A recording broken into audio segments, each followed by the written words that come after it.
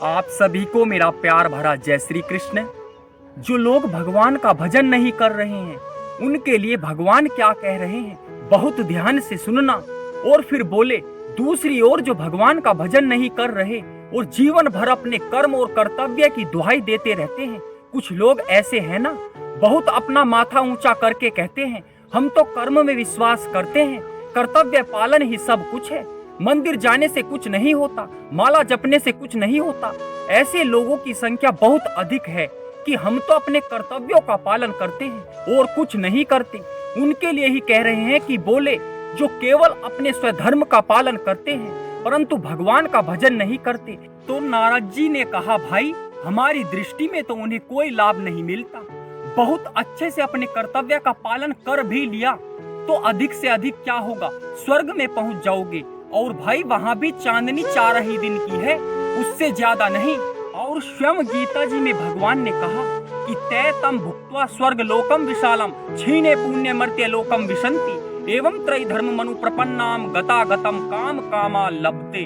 अर्थात वे उस विशाल स्वर्ग लोक को भोगकर पुण्य छीन होने पर मृत्यु लोक को ही आते हैं। इस प्रकार स्वर्ग के साधन रूप तीनों वेदों में कहे हुए सकाम कर्म का आश्रय लेने वाले और भोगों की कामना वाले पुरुष बार बार आवागमन को प्राप्त होते हैं, अर्थात पुण्य के प्रभाव से स्वर्ग में जाते हैं और पुण्य छीन होने पर मृत्यु लोक में आते हैं। यानी जैसे ही पुण्य समाप्त होगा लात मार के धकेल दिया जाता है। अच्छा वहाँ पे ऐसा नहीं कहा जाता कि आप जाइए, वहाँ तो लात मार के धकेल दिया जाता है कि जाओ और कमा कर लाओ फिर आना यहाँ।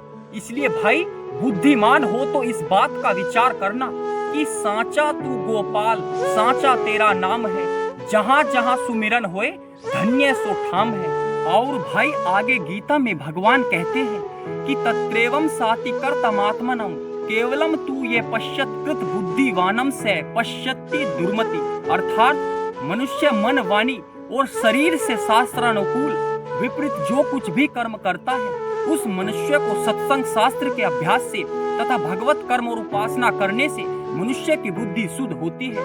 और जो इन साधनों से रहित है उसकी बुद्धि अशुद्ध है, वह मलिन बुद्धि वाला अज्ञानी है। यानी भगवान इस श्लोक में कह रहे हैं कि मनुष्य को सत्संग शास्त्रों का पठन पाठन भगवत कर्म यानी भगवान के लिए कर्म करना और भगवान की उपासना करने से ही मनुष्य मुक्ति को प्राप्त होगा। केवल कर्म और कर्तव्य की दुहाई देने से काम नहीं चलेगा कि हम तो कर्म में विश्वास करते हैं, कर्तव्य पालन ही सब कुछ नहीं है। भाई हमें मंदिर भी जाना होगा, हमें माला से जाप भी करना होगा और हमें भगवान का भजन भी करना होगा। नहीं तो भाई पुनरपि जननम पुनरपि मरणम पुनरपि जननी जठरे शयनम, बार बार जन्म बार बार मृत्यु, बार बार माँ के गर्भ में शयन और बार बार माँ के गर्भ में आना पड़ेगा। इस संसार से पार पा जाना बहुत कठिन है भाई।